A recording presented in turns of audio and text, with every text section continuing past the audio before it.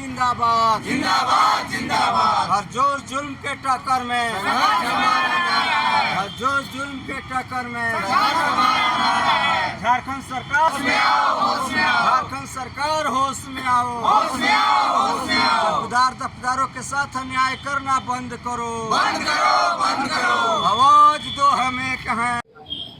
हम लोग पुनः आंदोलन में आए हैं, लेकिन अब की बार आंदोलन का कुछ रूप बदला है और अब की बार हम लोग आमरण अनशन पर आए हैं। आज शुरू हुआ है 12:15 पर दिन पे और आमरण अनशन पर इसलिए आना पड़ा कि झारखंड सरकार चौकीदारी व्यवस्था झारखंड में समाप्त करने पर तुली हुई है।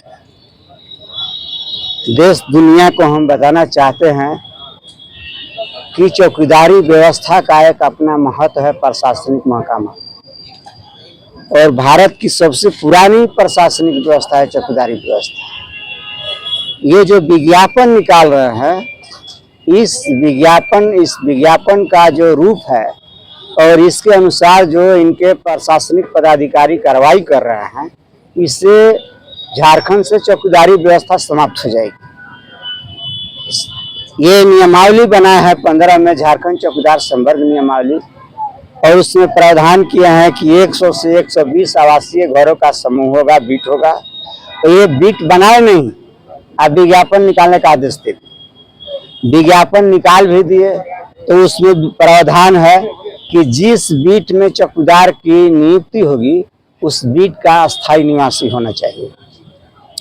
सूचना मिल रहा है कि दूसरे प्रखंड के लोग आवेदन एक्सेप्ट किए हैं, चयन कर रहे हैं। तो जो जिस बीट का चौकीदार बनेगा उस बीट का स्थायी निवासी नहीं है, तो वहां के लोगों के बारे में क्या जाने, नहीं जानेगा, तो जनहित और राजहित प्रभावित होगा।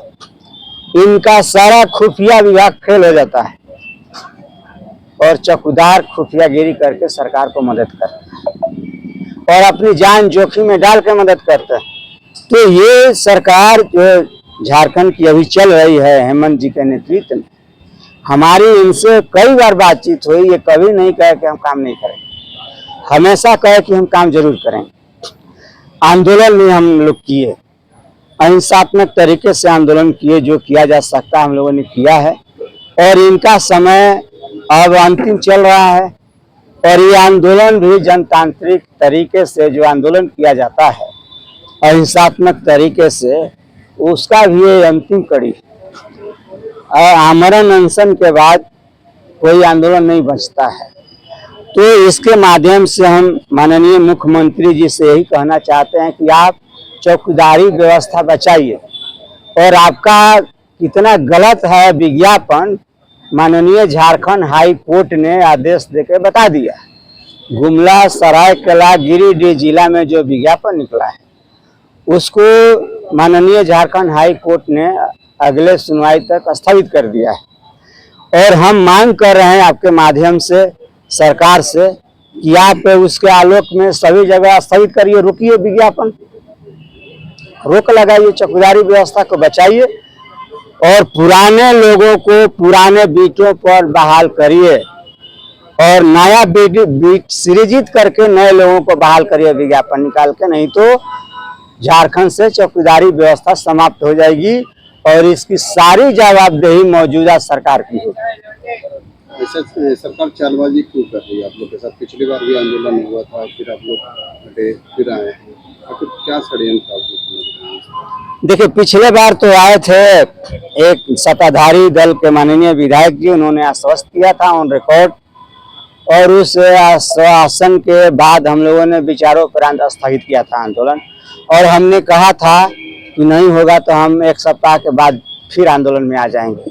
लेकिन हमने 1 महीना से ज़्यादा इनको समय दिया काम करने का, पहले काम नहीं हुआ तो काम नहीं हुआ। इस बीच में हमने इनसे समय भी मांगा था, लिखित मिलने का समय दिया नहीं गया और लाइन में लग करके मिलने से बात नहीं होती है। जो बात तो समझ नहीं पाते हैं, जो हम समझाना चाहते हैं वो समझ नहीं पाते हैं। तो इधर जो विज्ञापन निकला इसमें क्या गड़बड़ी हो रही है उसको हम बताना चाहते थे मिल करके, लेकिन उन लोगों ने समय नहीं दिया। तो हम आ गए हैं आंदोलन, आमरण अनशन आंदोलन पर आज शुरू हुआ 12:15 पर। और हम यही कहना चाहते हैं आपके चैनल के माध्यम से कि माननीय मुख्यमंत्री जी, आप कान खोल करके सुन लीजिए। ये गांव के पहरेदार हैं और ये पुसुद और पुसुद काम करने वालों के बीच से हैं। जो लोग चौकीदारों के साथ अन्याय किया है उनको आज तक प्रकृति माफ नहीं की। आप अन्याय मत करिए, नहीं तो ऊपर वाला देख रहा है। हमारे साथ अन्याय करिएगा तो जब ऊपर वाला दंड देता है तो अपना पराया नहीं देखता है, पूरा दंड देता है। और जहां तक कोर्ट का मामला है, मुझको जानकारी मिली है कि सरकार में बैठे लोग कहते हैं कि कोर्ट का मामला है, हम क्या करें। मैं आपके माध्यम से कहना चाहता हूं कि जब चौकीदारों का मामला माननीय झारखंड हाई कोर्ट में गया तो चौकीदारों का पक्ष नहीं रखा गया। वहां जो चौकीदार हटाए गए हैं वो सरकारी आदेशानुसार बहाल हुए थे और नियमानुसार बहाल हुए थे और उनके पक्ष में डबल बेंच का इसी हाई कोर्ट का आदेश था। कुछ नहीं बताया गया माननीय कोर्ट। तो आपकी गलती से हमारे खिलाफ में ऑर्डर पास हुआ। तो जब जाने अनजाने में साक्ष्य नहीं रहने के कारण जो भी कोर्ट से आदेश पारित हुआ, हजारों लोगों का गर्दन कटा हुआ है, तो आपको अध्यादेश जारी करना चाहिए।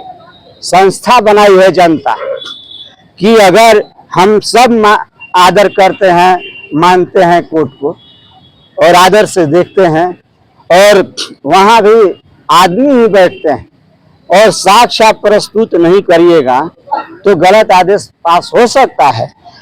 और हम बता रहे हैं कि हमारा साक्ष्य नहीं रखा गया। हमारी नियुक्ति सभी नियमों और प्रक्रियाओं को शिथिल करते हुए एक बार अपवाद स्वरूप बॉन्ड लेकर के की गई थी, न कि बार बार। हमारी नियुक्ति वंश के आधार पर नहीं हुई थी और न हो रही थी।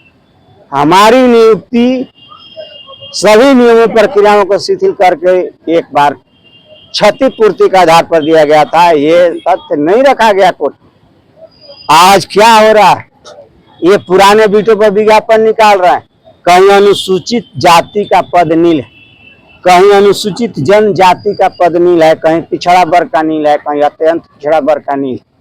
ये तो सब चौकीदारी व्यवस्था से बाहर हो जाएंगे और फिर वही टाइम आ जाएगा कि जो 50 साल पहले, 100 साल पहले जो दलितों, पिछड़ों की, कमजोर वर्गों को, गरीबों की जो स्थिति हुआ करती थी, उसी स्थिति में हम लोग पहुंच जाएंगे। और इनके रहने से इनको राहत मिली। और अंग्रेज के जमाने से काम कर रहे लोग कहते हैं कि वंश के आधार पर कैसे नियुक्ति होती। वंश के आधार पर उठता है लोग कोर्ट में। वंश के आपके माध्यम से मैं इसको क्लियर करना चाहता हूं कि वंश के आधार पर नियुक्ति तब होती थी जब अंग्रेजों ने अधिनियम बनाया और उस अधिनियम के सतर में उन्होंने बनाया, उसके अनुसार जो बहाली होती थी और जो चौकीदार बहाल हो जाते थे, जब तक जिंदा रहते थे उन्हीं का नाम चलता था रजिस्टर में। और जब आने जाने में असमर्थ हो जाते थे सरकार के यहाँ तो उनके परिवार के लोग आना जाना करते थे और जब वो मर जाते थे तो उन्हीं के परिवार के लोग बहाल कर लिए जाते थे सूचना के महत्व को देखते हुए। और ये पुसुद और पुसुद चलता था, तो इसको हम वंश के आधार पर कह सकते हैं। लेकिन जब हम उस समय काम करते थे तो 2 रुपया 4 रुपया मिलता था। पुलिस जुल्म सहना पड़ता था। पुलिस जुल्म इस कदर था कि हमारे बाप दादे बोलते थे कि जब हम लोग जाते थे थाना में तो एक सांस में जितनी गालियां दी जा सकती है थानेदार देते थे सलामी देने के बाद। और जब वो रात में सोने जाते थे अपने शयन कक्ष में थाना के, तो उस समय बिजली थी नहीं, तो चौकी के चारों तरफ 4 चौकीदार को खड़ा कर दिया जाता था और वो मच्छरदानी लेकर रात भर खड़ा रहते थे। बांस का पटरी नहीं लगाया जाता था और एक आदमी रात भर पंखा चलाता था। ये जुल्म हमारा पुसुद से बाप दादों ने सहा। और लाल टोपी देखने के बाद लोग अपने किनारे बंद कर लेते थे उस समय हमारे पूर्वज काम किए हैं। लाल टोपी वालों के आगे आगे चलने का, ये दो चोर डकैत मर्डरर हत्यारा के बारे में सूचना देते थे। तो जब हम सरकारी बने तो उस समय हमको 195 रुपया मिलता था, चौकीदार को 225 रुपया दफादार। तो चूंकि रिटायर हो, जब तक जिंदा रहते थे वही भी रहते थे चौकीदार। तो जब सरकारी बन गए तो हमारी नियुक्ति पर रोक लगा दी गई और एक मुश्त में 80% से ज्यादा चौकीदारों को रिटायर कर दिया। सर एक सवाल और है। कुछ दिन बाद आचार संहिता लाने आएगी, आप लोग आंदोलन कैसे आप लोग का निदान रहेगा? देखिए, काम 2 मिनट में होता है। जो शासन के प्रधान होते हैं उनको मन बनाने का है। और हम यही कहना चाहते हैं कि कानून कोर्ट में नहीं बनते हैं, नियम कोर्ट में नहीं बनते हैं, नियम सदन में बनते हैं, सरकार बनाती है। तो जब सदन नहीं चलती है, सत्र नहीं चलता है विधानसभा का, तो सरकार को पावर है अध्यादेश जारी करने का। ये हजारों लोग भूखे मरने के कगार पर खड़े हैं, मर रहे हैं और दर्जनों मर गए हैं भूख से सेवा विमुख चौकीदार। तो जो आचार संहिता लगने वाला है, इस सरकार का समय समाप्त होने वाला है, तो हम आपके माध्यम से माननीय मुख्यमंत्री जी से यही कहना चाहते हैं कि आप जल्द से जल्द अध्यादेश जारी करिए और सेवा विमुक्त और एवजी चौकीदारों को न्याय दीजिए, विज्ञापन पर रोक लगाइए। नहीं तो हम लोग यही समझेंगे कि झारखंड की मौजूदा जेएमएम के नेतृत्व वाली सरकार चौकीदार विरोधी है।